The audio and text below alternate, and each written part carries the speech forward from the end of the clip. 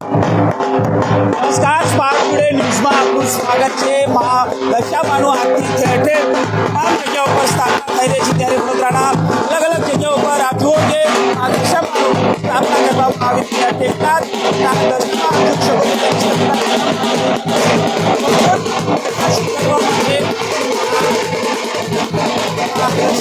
આગમન થઈ રહ્યું છે। દરેક જગ્યા પર આ પ્રકારે દશામાની સ્થાપના ઘરે ઘરે પણ ભક્તો છે દશામાની સ્થાપના કરતા હોય છે અને દશામાની આરતીના પૂજા ભક્તો પૂજા કરતા હોય છે। 10 દિવસ સુધી આ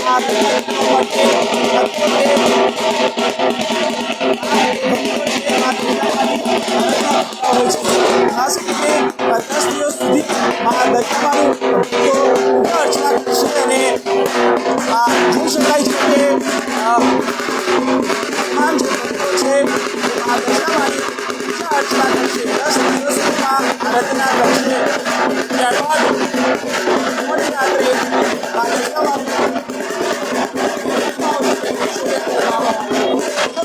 તૈયારીઓ થઈ રહી છે અને કેટલીક જગ્યાઓ પર દશામાનું સ્થાપના કરવામાં આવી રહ્યું છે। ત્યારે મંડળના અગ્રણી છે, તેમની સાથે વાત કરીશું। કહેશો દશામાનું સ્થાપના કરવામાં આવી?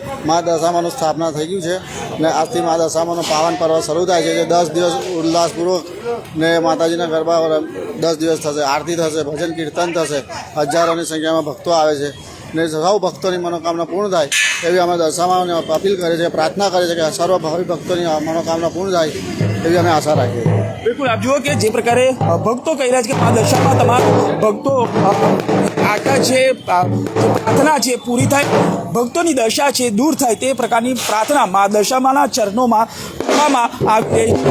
તમામ જગ્યાઓ પર આજે 10 દિવસ સુધી દશામાં આરાધના